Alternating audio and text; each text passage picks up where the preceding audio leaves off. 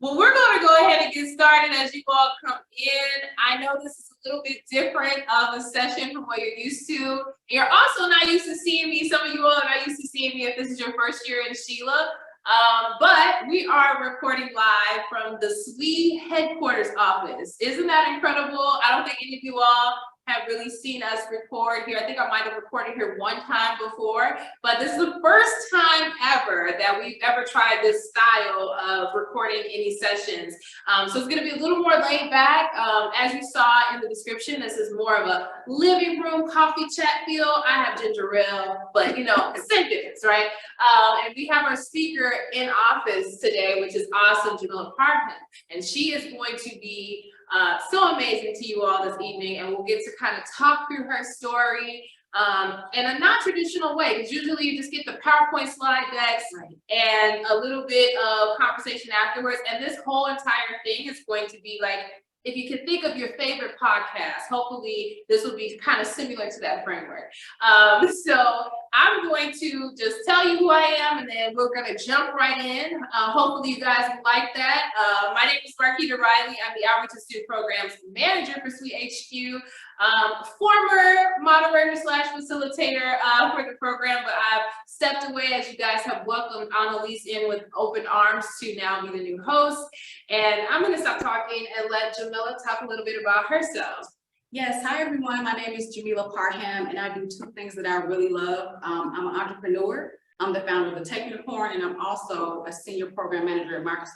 So I'm an entrepreneur and I work a 9 to 5. So I'm doing, you know, mostly everything that's my dream, and I'm a Chicago native and all that good stuff. So I spent most of my career in tech, and I love tech. I've spent every second from early age, and now I get to do what I love and be a STEM advocate, encourage those who want to get into STEM, showing them pathways and also showing them how to get over those hurdles.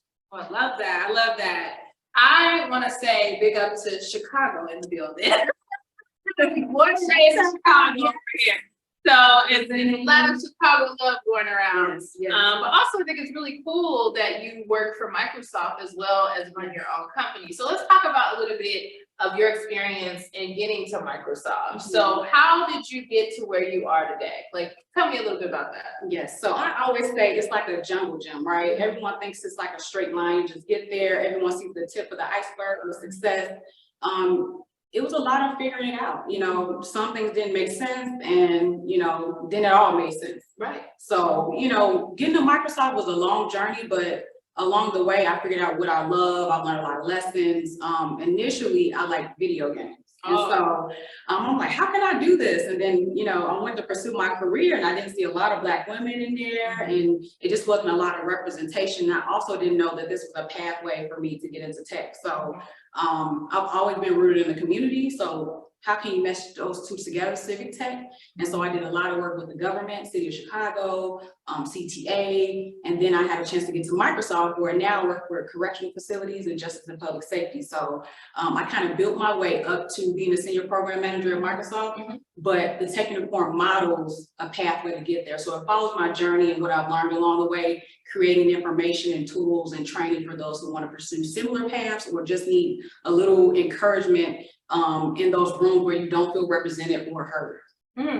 So let's talk about the unicorn experience a little bit. So like, what does it mean to be a unicorn, and how do you kind of find your magic with that?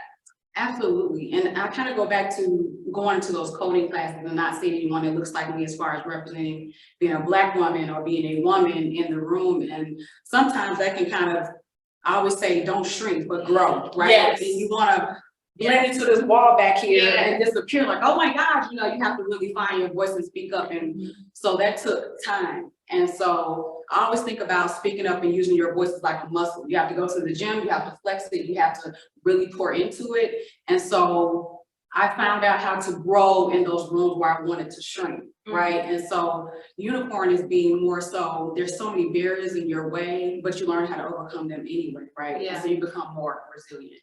So I think of it like, it's so easy for us to blend in. And I was always taught that, even as a kid by my mom, like, you were born to stand out. There is no reason for you to shrink yourself.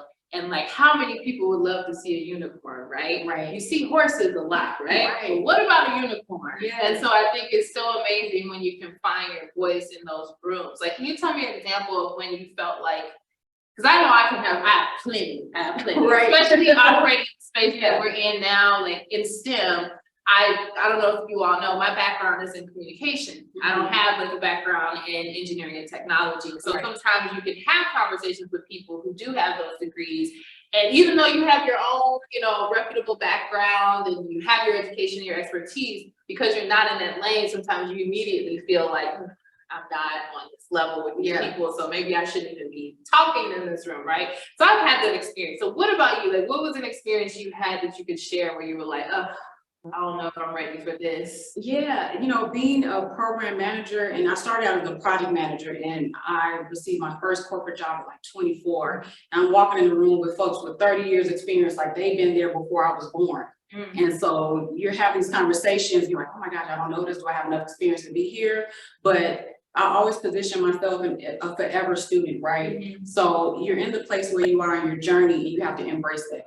I don't know everything now, but I'm definitely going to learn. Like, I'm going to pick it up. You have to really believe in your resilience to pick things up, and that where you are is okay, you know? So I think for me, it's just really speaking out and having allies and having the support for those at home or in my circle that really encourage me to keep going, because it can be challenging to walk in spaces where you can feel that pressure. And so I think, you know, really sitting with yourself and know what your strengths are and having a support system really pull me through.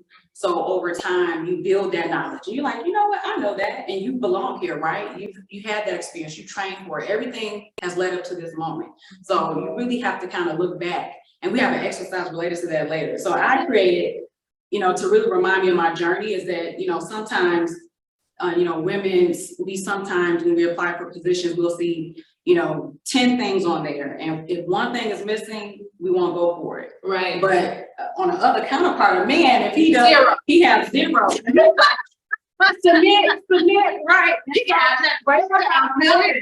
And so I think a good exercise for everyone to kind of understand, and it worked for me, is like creating a brag folder. Like, you accomplished something great this day or last week, and just pull it into a folder, actually on your computer. And so what it does is it has a running tally of everything that you accomplished along the way. So when you have those moments of like, oh, I'm so shaky, I'm not sure, you're like, let me look at my brag folder. And you like, look at all the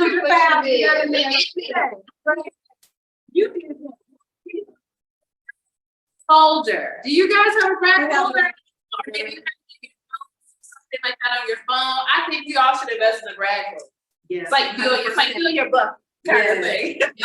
Fill the bucket. Like, I did that. I do think that's something we all need. And I love the idea that you spoke of like ageism in a way that isn't talked about enough. We always talk about when you get older, like how sometimes people, you know, pull you out, like, oh, you don't really, like, you know, your time has passed. Then it's like the other side of it where you feel like I'm too young for these positions. But I think there's something so important about what you said. You had allies and support at every level. So let me ask you this. What happens when you don't have that? And hear me out when I say this. Right. A lot of young students, particularly young girls, you know, people from different backgrounds have a tendency to maybe be the first to do something, right, in their family. I'm the first that decided that I'm going to go into engineering in my family, and my family doesn't think that women should do this, right? And so, like, what happens if you have a lot of that negative talk? The people closest to you sometimes just not being that supportive. Like, where can you seek refuge? Where is your safe space in that? Yeah, I think, you know, spending time with yourself is important, but what I found helpful is venturing out and networking and getting to know, you know, other women and folks pursuing their careers and like synergy groups. What I did was found a nice or cool networking event or something I didn't know anything about. And I met so many like other students or other young professionals that were going through the same thing that I was going through. Oftentimes when I navigated my career in tech, and so I went into coding, my father is a baby boomer. And so he didn't know, he knew just, technology is the way of the future, but he didn't know all the details of it. So, having those groups that you can relate to, also having a peer mentor.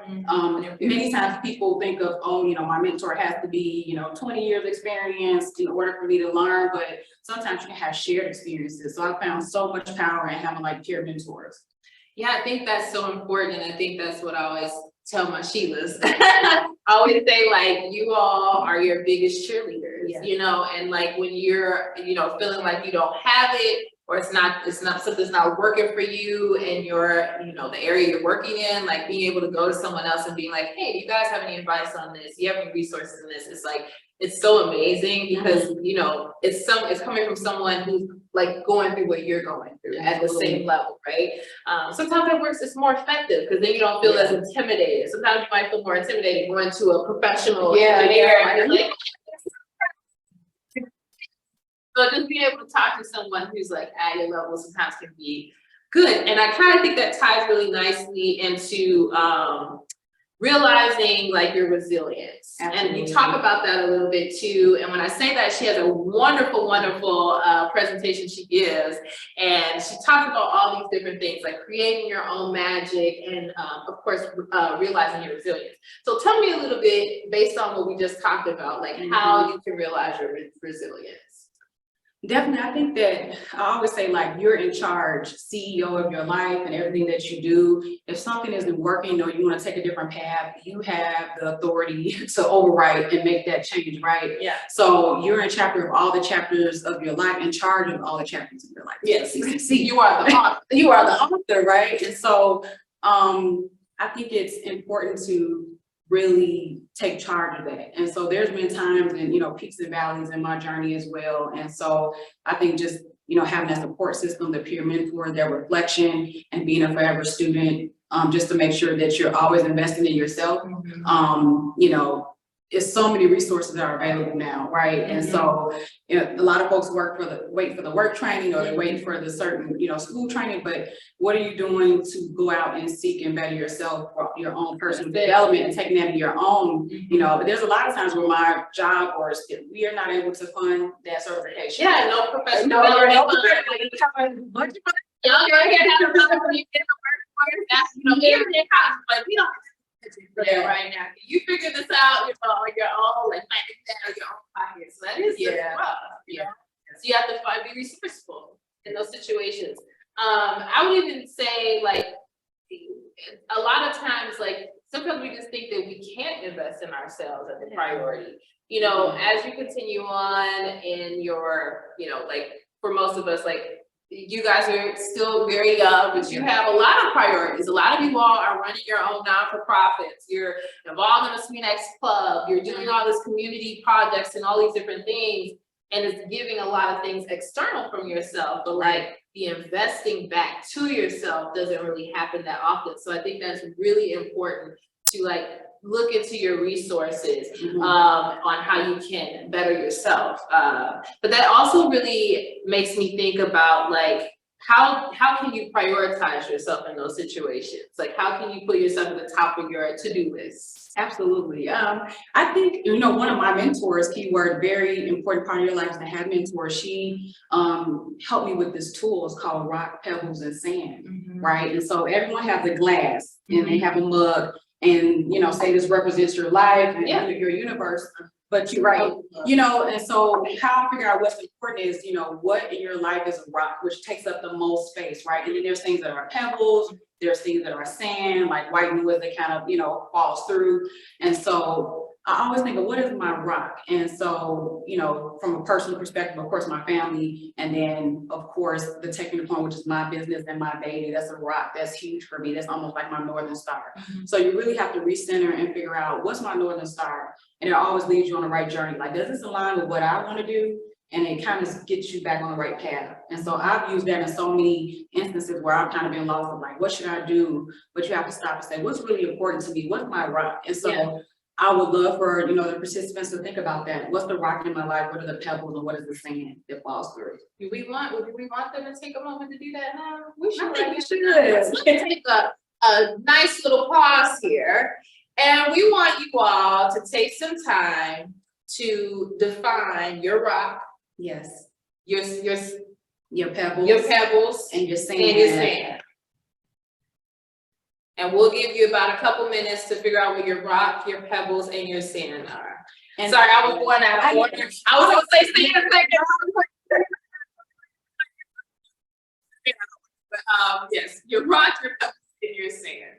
Yeah, and think about some fun stuff too, you know, things that are like non-negotiable. Like I just love my music, having time with my music. Yeah. I love having time to ride my bike on the lake, which I love that. Like I'm gonna get my ride in once Chicago clears all this weather. Yeah, once it's clear. Like what is the most important? That kind of helps you realign. I think that's so important too, because it wasn't until this year too that I even said for myself that I wanted to do things that I was like, I'm so giving of everybody. I like give so much of my time to everything else. I was like, what is something you've always said you want to do? And like, if anybody, I'm sure if any of my sweet staffers on here that have heard me say this, I was like, I want to learn to DJ. That was like my thing in my heart. And I was like, learn to DJ. Yeah, I can totally see that. Yeah. You want to know my name? Okay, I got like my stage name. My stage name, because my name is Marquita, is gonna be Kita Vita. You know, like getting I'm trying to so that is like what I want to start working towards this year. And so rather than just like talking about it or having it in the back of my head, it's something that will take me away from my work, everything that's going on around me. I was like, that is something I know I'm going to do this year. And I was like, I'm not going to put it off. So, Like subscribe. Yeah, I'll be my YouTube channel. But you gotta go ahead and drop some of your rock, your pebbles, your sand in the chat so we can read them off. I'd love to hear some feedback, guys.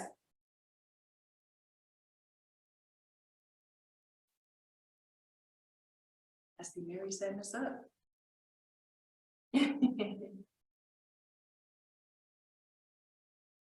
Ooh, okay, so we got one in. So rock, family, friends, health, pebbles, academics, art, and music, good. Sand, video games, and free time, watching TV. There's nothing like good, mindless TV that you can binge watch. I love that.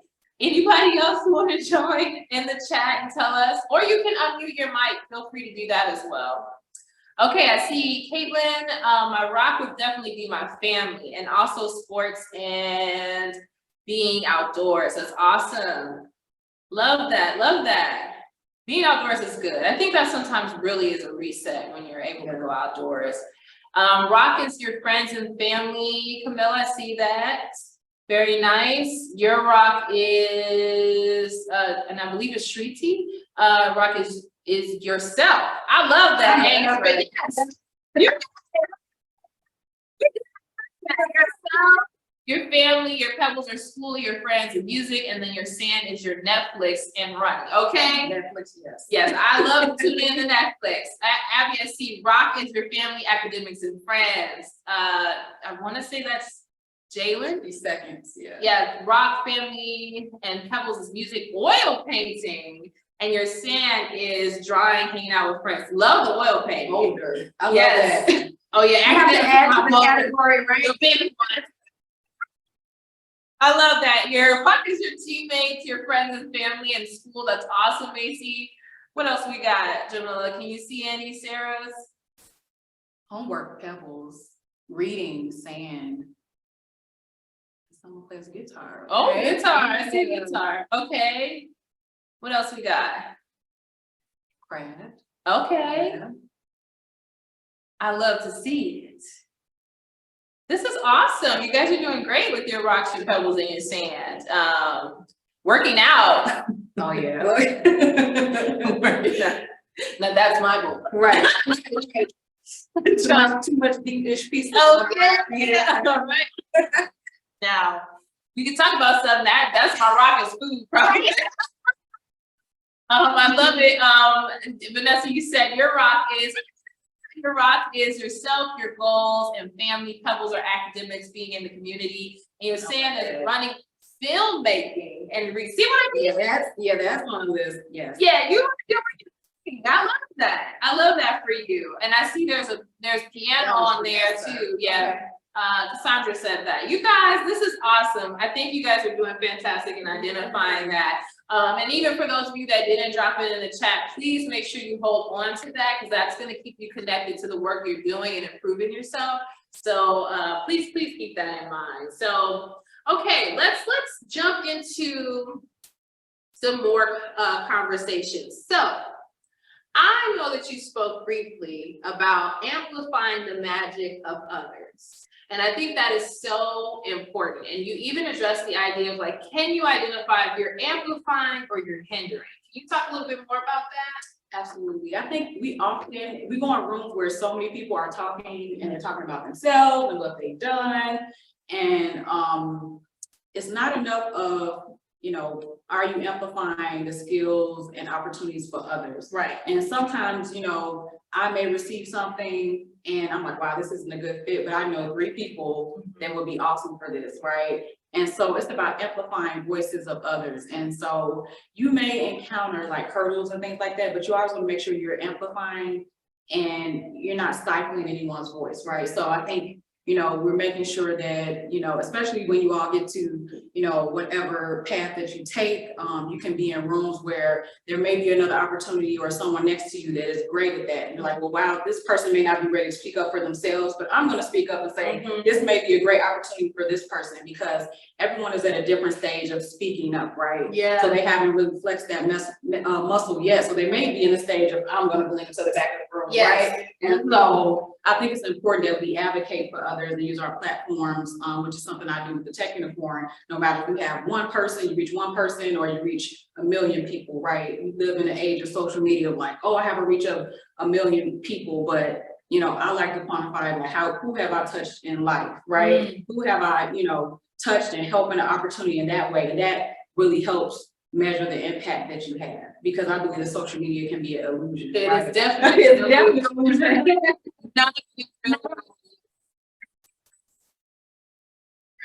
We used to have big backgrounds. Because it makes me think about the idea of like your purpose being connected to someone else's purpose, Right. and that purpose being connected to someone else's purpose. So it's like you're making it is great in and of itself, but you're not making it just for yourself, whether you know it or not. You're there to not just take the elevator up, but to make sure it goes back down, and that it got enough room to bring people with you, right? So I think that is super, super important. And you know what else I think about too? I often try to push this in a conversation because it's not often talked about. A lot of times we don't recognize that the gentleman in the room also has the ability to amplify the voices of others, especially in STEM.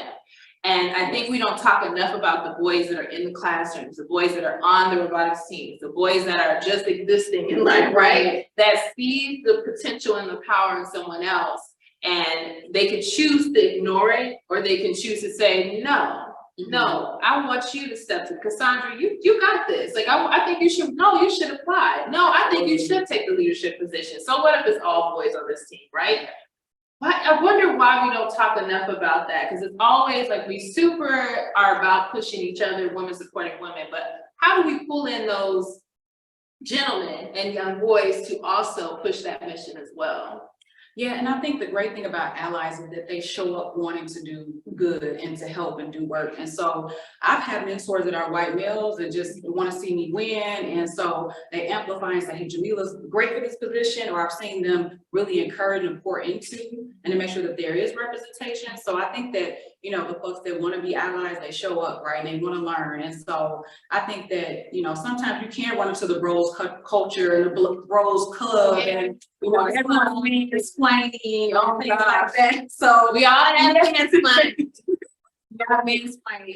And so I think there's instances where, you know, folks will, you know, they're talking and they may try to speak over you, but you have a voice too, and you just politely, excuse me, yes, I have a point and an idea as well. And so I think it's, you know, important that those allies will recognize that. I actually had an instance where I was in a room and, you know, I'm a program manager. And so we're talking about the program. And so every few minutes, you know, this guy, they're talking at this end of the table. I see him kind of, you know, I'm on this end, and he's kind of leaning in, and everyone kind of curves in, and I'm like literally physically like cut off from the conversation because, you know, everyone's kind of crowded in a circle, and it was a room full of men. I'm like off in the corner. Yeah. And, you know, one of my coworkers said, hold on, Jamila, can you scoot back? So we can talk to her as well. Yeah. You know, just little gestures like that to make sure that people are included. And so you will run into those people that want to see you win. You want to hold those folks close.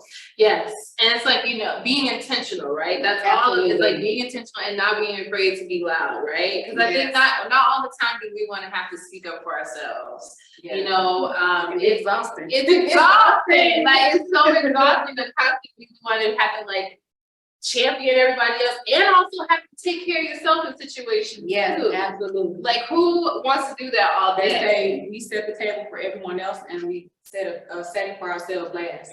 Right? Everyone eats first, but then how do you take care of yourself, right? You need to eat as well. So set a table, set a place for yourself. You know? Yes, you have to. It's a must. And I'm like so for making sure that those allies know how important they are, or accomplices, or that's what we also call them too. Making sure that they are super important. We do classify them as sweet, like we call them he for sweet.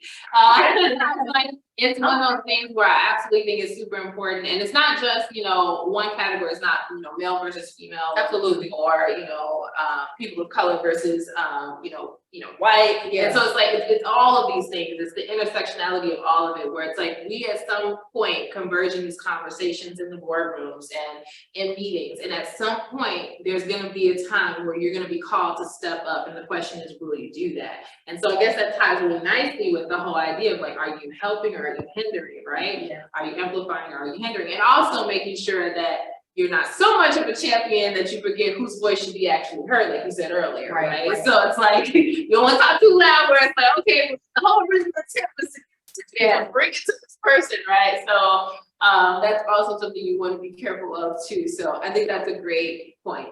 I do think we are almost out of time. I hear but I think it's great. This is a good time to jump into our activity. So I think we're at the point where we're going to wrap up with our final activity for the night. I said that already, but I guess we're gonna say it twice. So there is an assessment you all should have received, whether it was through email or in the Slack channel, and it's called the Unicorn Experience Assessment. Do you want to talk a little bit about that? Yeah, it's definitely like a little worksheet. And so some of the questions we talked through today, just kind of going through and seeing, are you speaking up? Are you passing along, you know, opportunities to others? You know, how can you grow and make sure that you are not blending in and you're speaking out and advocating for others? So it's just maybe, you know, 5 or 6 questions. It's not graded, it's not homework, but it's something you can sit with yourself and just kind of go through and see, okay, well, maybe I can do more as far as, you know, passing on opportunities or being more engaged with the community, just kind of like a resource. So I encourage everyone to take a look at it. All right, so when you all have an opportunity, please make sure you do that as your post work. Yes. And we are going to jump right. Well, let me wrap this real quick. At this part of the session, I want to ask you this because this is tied to the title of this session, which I got so excited I forgot to mention, is finding the winning key codes for yourself. So I want to ask you, how can they find their magic from here? Now that they've sat in this session and they've talked a little bit about the unicorn experience, like how can they find the winning codes by finding their magic is what I really want to ask you. I think the important thing is you create your own codes. And so, you know, they always say, you know, get a seat at the table. You know, if there's not a chair for you, you pull it up, you create the table. You know, you create your pathways. And so I think it's important that, you know, we know that we are in charge of that. Everything that you overcome from now is your magic. All the adversity that you face is your magic.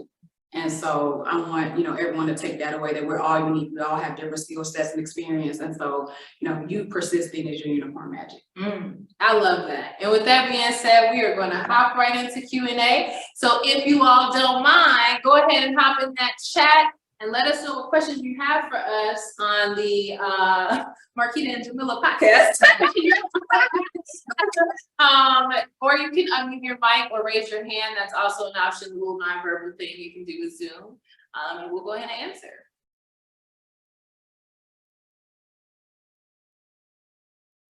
I love the awkward silence because I know there's typing happening, hopefully. Yeah, I know. I also want to know about the brag folder. Any brag items, the accomplishments, you know, I think it's good to maybe amplify that as well. Oh yeah, that's a good one to ask them about. What's in your brag folder?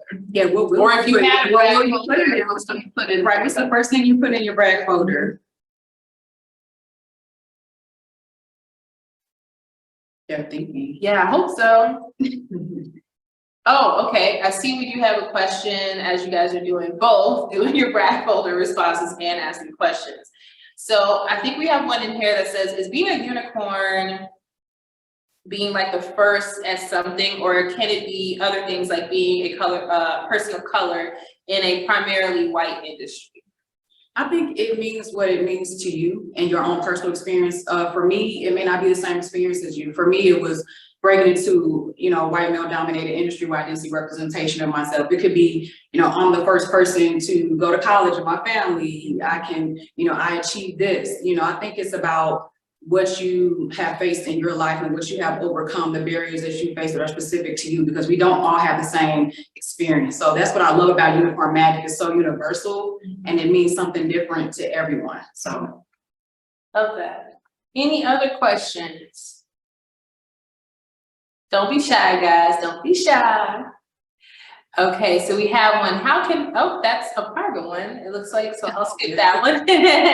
This is, okay, so we got technical questions. So we'll let the tech support answer the technical questions. But if you have any questions specifically for us, please drop them in the chat as well. And I do want to talk about the resource sheet a little bit. Oh, sure, yeah. Yeah, there's a supporting resource sheet. It has great information. There's actually a conference if you all haven't heard of the Grace Hopper Experience conference. Oh, It's by the Board Institute. And I have that on there as a resource. There's a couple podcasts which are pretty good, and then there's a study on there, kind of like a use case about, you know, breaking into certain industries, and so it has good information as well as books. One of my favorite books is The Year of Yes, and it's by Shonda Rhimes. I'm not sure if anyone has read it, but I definitely recommend it. It talks about, you know, going through a whole year of saying yes to every opportunity, right? Because we have different seasons of our lives, right? There may be a season of, you know what, this is going great. I'm gonna say yes to this new opportunity, this new program, this new job, and you have all this growth. But there's another season in your life where you may have to say no, not right now. I think I need to, you know, take a vacation, or I may want to spend more time with my family. So I think it's a great book to kind of help you navigate as well as prioritize, you know, what's going on in your life. Yeah, I mean, you define success differently at that point, right? Because sometimes when we want these things, we're so passionate about it. It's so easy to say yes to everything, right? Yeah. And I think I always say it's the art of no. You gotta learn the art of no. Back to this, right? Time, like this, do things that you enjoy too. So that's good. I do I see some more questions here? Yes, Marquita, one says, may I ask why you sort of left your interest in video games? I know you mentioned it earlier, so I'm curious where that interest went. Yes, so Yes, so I did start out with video games. So what I initially did was go and I studied for computer graphics and animation. So I designed, you know, 3D images, and I worked for TomTom for a while when they had those long ago GPS handhelds, and so like designing the interfaces. So it kind of went into my overall love of technology. Right now I'm in information systems. And so it kind of went more towards my technical passion. You know, the computer graphics animation was it's a little bit more artistic and technical, but right now I get to help deliver and build large enterprise systems. So it's still there, you know, it's a different aspect of tech. But in my free time, you know, I still like to be engaged with, through my business, there's a lot of organizations that have like game nights, arcade game night. You know, they have movie previews about, you know, video games and Marvel and all that good stuff. So mine kind of goes towards, you know, being involved with different cool events or different media and movies. But I always have a love for video games and comic books, which I still have some today. And you know, I knew we were meant to be on the session together because we have our comic book Talk about anything. Yes. Always marvel this, you see Marvel that. So, So yeah, I love that. I think it's really interesting what you said, and that you still prioritize the things you enjoy, Yes. but you also put them into different categories. So this is like you're like more like your passion projects that you do on the side versus Yeah. making that the career. absolutely. But I wonder, like, is there a way for you to still stick with video gaming? Do you think there's a space for women in that industry, particularly women of color in that industry? Yeah. Is there still a space there, do you feel, or is it kind of like a little difficult to stay in that space? Yeah, there's so many different avenues, and it's like, you know, the folks where it becomes their specialty. Like I know, you know, I have a really good friend, and she's just like a diehard gamer, and I feel like I'm still a part of nerd culture, even though I may not, you know, game every day, but it is very much, you know, a space that's reflective of information technology, the space I'm in now. So I think there's always room for it. I think nerd culture is just huge, and Yeah. you can always remain and have that at the heart of what you really like to do. And Yeah. so, I think there is a space, especially in Chicago. Yeah. You know, there's a lot of cool things that are happening with gaming. I love it. Oh, especially in Chicago. Yeah, That's yeah, a good yeah. point. Here's another question. What are 3 things you do every day to be successful? Yes. So every day I make sure I prioritize before I start my day is a quiet time. I light an incense, I light a candle every day, and then I take, you know, at least the first half of the day to sit into myself before I jump into any meetings. I always check the news because sometimes it keeps me rooted. I work from home, and sometimes you have to understand what's going on with the outside world. Yeah. And so you could wake up and, you know, there's a lot of things I'm getting interested in, like investing. So I kind of like do my own reading at that point. So I always take breaks, mental breaks throughout the day to have like mini vacations. You Got know, it. to kind of do things that you're interested in, or I may be like, oh, I want to go on, you know, vacation or go to this new place in the next 3 months. So I always make sure I have something to look forward to, whether it's that week, like, oh, I have a cool event, I'm going to see my family on Friday. So I always make sure that, you know, I have something that kind of keeps me rooted throughout the day. And then, you know, I'm a person that just, it's hard with so much going on. I feel like I just really love sleep, right? Yeah. And so I feel like sleep feeds into, like, you know, your mental capacity. If you have a really draining like job, you really have to replenish, and it comes back to your health and everything. So I make sure that I have balance of giving to my job, but also giving to myself. So that's kind of the things that keep me rooted and successful holistically.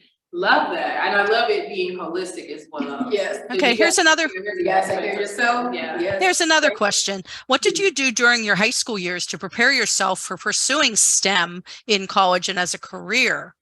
And do you have any recommendations on how to insert yourself into these rooms where you can use your unicorn magic? That's like, Oh, great. Yeah, Yeah. let's start. Yeah, I think a part of my story was, you know, I'm from Chicago, went to Chicago public schools, and there weren't a lot of preparation for that. You know, there was, you know, one class throughout the week for computer science, and it was for Mavis Beacon, and it was for typing. Yeah. I'm like, this isn't technology at all. And so I feel like I was definitely let down as far as like some of the resources of what I wanted to do. So when I went to school for computer graphics animation, I did struggle, right? Because some of those concepts weren't introduced to me, you know, early on. And so I feel like right now online, there's so many resources, there's so much information at your fingertips that you can get a jump start, you can get a head start. So I would say, you know, use your resources. There's a lot of programs that have pre-certifications, they have online mentoring. It's so much that you can do that I felt I didn't really get access to until I started to embark on what I wanted to major in or what I wanted to do in my career. So Yeah. I would say, you know, start learning early and often, you know, try many different avenues. Don't get typecast is what I say. You know, a lot of people become maybe a specialty. They only know one thing, but I always try to diversify your knowledge and always be curious to learn, even though it might not apply to you, but always be curious to learn about what other people do, what goes into that, because you never know, it might come down the road later. Yeah. You're like, oh, okay, aha moment, right? So I think that's the most important. Love that. I think there was another question up there as well. I think we might have missed it. Yes, Jaslyn asked, I'm really into systems engineering. Could you tell me more about what that entails as a sort of interdisciplinary field? And Vanessa, I see your hand too, so we'll make sure you're next too, hon. Go ahead. Okay, so yeah, my specialty is really software development delivery. So, you know, I know engineering is a different specialty. It's kind of like in tech when you have, or even in STEM, you have a certain specialty like a doctor, you know, someone does family medicine, someone does, you know, a different practice. So what I specifically do is more so cloud computing. So it's a delivery of like enterprise application system, you know, kind of like middleware, firmware, information security, like networking. And so that's sort of the realm I went into, which is, you know, the T for tech. And so I haven't ventured into engineering, although I know it's some brilliant folks that do that. My lane is in tech, so I can't really advise on, you know, engineering right But now. it's good. I like hearing the other side. Usually I have Right. the other side of that. Yeah. But I get it. You be like, this is my life. It's my family. And so you surround yourself with a team of the folks that do all that great work. And so I get to work with, you know, a lot of architects, software developers, and, you know, we just all come together. We have, you know, team members that actually sell the products, and then we go ahead and implement it and drive it. So we make everything happen through the delivery cycle, you know, from the build all the way to deployment and testing. So that's kind of like what my world looks like. Okay. Got a little insider tip on what it's like in tech. I love that. So it's, I believe that's Vanessa, you're next. Sorry, go ahead. You can unmute. Thank you. I'm Vanessa. It's really nice to meet you and hear everything that you said. It's been really helpful. I just wanted to ask, so we've been kind of talking about this like leadership book for our track team, for our leadership track team. We've been reading this book and it's talked a lot about like being grounded, and it's like introduced like kind of like this notion of being patient and kind of connecting that to being grounded. I just wanted to hear kind of what you thought about that, kind of, because I felt like, you know, all I hear right now is kind of like do now, be the first to create something for yourself and kind of like that. So when other people talk about kind of being patient and being grounded and kind of trusting that the things that you're doing are working for you, I just kind of wanted to hear what you thought about that. Yeah, I think when I hear stuff like that, I always think of run your own race. You know, it's a marathon. And so I try not to look at, you know, what everyone else is doing in their own pace and own speed. Is kind of like what you're doing along your journey. And I know it's hard and very difficult now with social media. You see, you know, this person's accomplished this. Yeah. They've done this and they're at the top of the mountain already. And, you know, and like we already said, social media can be an illusion. Very much so. And so I think sometimes you have to redirect yourself from looking outward and look inwards of, okay, where am I on my journey? What do I need most? What do I want to focus on? I think right now, like, you know, me, I just realized like, you know what, I think I'm going to do kind of more product management. And what does that mean? How can my skills from product management of the software transfer over from the delivery of the software? Mm-hmm. And so, you know, some folks might have been in product management forever, but maybe, you know, something that's new for me. And so I'm not going to say I'm going to walk in and be a principal product manager tomorrow when I know that I'm just starting my race there. Yeah. So I think that, you know, chart your own journey. You know, comparison is a thief of joy. And so yes, comparison is a thief of joy. So I love that. Marathon. That's really good though, because I think that's the way our society is now, is like, it's just about comparing your life, even if you're not expressing it, you know, like vocally or anything, but it just sits on your spirit. Like, you just see, you have to unplug this. You have to unplug. Yes, sometimes you need to take a little break and then hear your own voice. Because we're taking so much information in. You're reading an article, information in. It's all inputs. And fast. Yeah, it's real fast. But when you stop something, sometimes you know, you go on social media plans. If you stop all that, you'll hear your own voice. I'm not crazy, but no, you know, she's loud sometimes. I know we've all had a little inner voice that tells us, but you'll be surprised that you hear your voice like, this is what I want to do. You get a little bit of clarity in those moments, you know. So I say turn down the volume. Yes, turn it down a little bit. The noise around you. Yeah, turn it down. Get that noise cancellation, that internal noise cancellation, where you are focusing in on you and like hearing what feels good for you. And it's so true that your inner voice will tell you like exactly where you should go. Absolutely. Just give you some time to like not worry about all this other stuff, right? I think that's so important. We have quotables in here. We got nothing in comparison to what people are doing. Any other questions that you have? We have about 3 minutes before we decide to. I'm not sure if we've gotten this one yet, Marquita. What is one Sure. piece of advice you would give about networking? Did we get that one yet? Oh, no, we didn't. So what advice would you give on networking? How can you be, maybe, I'm assuming peer-to-peer or even in like with professionals in the field? Yeah. So I'm an introvert, and some people are like, what? Like, you're an introvert? And so sometimes, me personally, it's like a social battery, you're like, oh, I got 2 hours of networking in me. And so I think you kind of have to go up your energy levels too, and your personality, whether you're extroverted, introverted, or a combination. And sometimes it's just, striking up a conversation and just finding something in common that you both have to kind of learn more about the other person. And so one of the tricks that I've learned, or someone, they passed it down to me, is like, many folks don't have business cards anymore, but they would say, write down 3 things about that person you learned on the business card. And so when you're networking, like, how was that game you talked about? And how was that, new class that you said you were taking? And it really helps you break the ice and to really kind of start those conversations.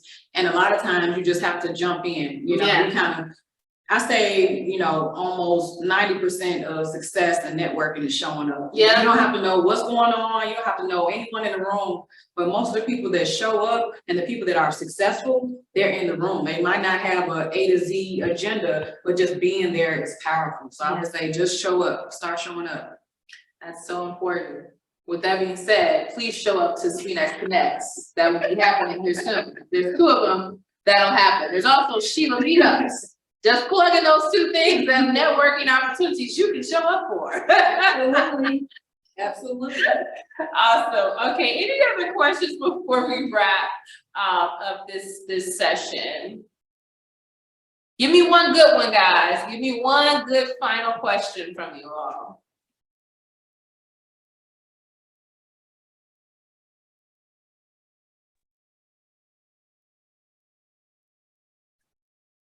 How are you guys?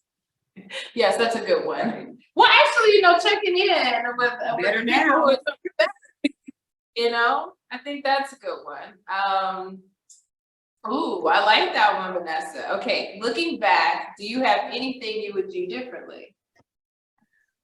I would say, and I can't remember the quote exactly, but there are no mistakes, but there's always lessons, and so lessons are meant to be applied to the future. And so you're always looking forward. I feel like if you spend too much time looking in the past, you'll miss what's in front of you and the path forward. So of course there's things that everyone thinks about twice, or I would just say, take it with you, but just make sure it's like moving forward, right? It's a little handbag of lessons and you keep it going, right? So I would say, don't kind of spend too much time on that, because you don't want to spend too much time on failure. Yeah. So I always say your bounce back game has to be strong. Okay, but what am I doing tomorrow?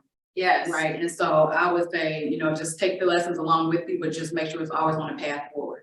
Yeah, and in that way, it's really not a failure, right? Right. It's an opportunity. It's an opportunity. That's what I always look at. It's an opportunity. So I think that's great advice. Oh, do we have another one here? I see that's a direct question. Okay. I'm glad we are catching every question, because that's a 50M question. So that's totally fine. We on it. Whoever said that DM, I think was happy. But yes, so I think that's a great way to wrap us up today. I'm gonna leave you the last 5 minutes, and we're probably not gonna take all of that. And I just want you to give your final thoughts on being a unicorn in today's society, pushing forward in STEM. What would you give to them as your final piece of advice? And I always say this: create your own magic. Don't let anything stop you on your path. Carry those with you when you're mentoring or being a mentee. just make sure you're reaching forward as well as reaching back, right? Mm. Because a lot of folks always think of a me, and that's a lot of things that we face in this society is focusing on ourselves, but you know, what are you doing for others? What impact and legacy are you leaving? Mm. And so that is my Northern Star, and that is the work that I do, and hopefully you all can sort of align on, you know, what your passion and what your purpose is, and go out into the world and create your own unicorn magic.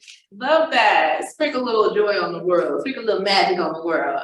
I love that. Awesome. Well, thank you so much, Jamila, for coming in and speaking with us live at the SWE headquarters office.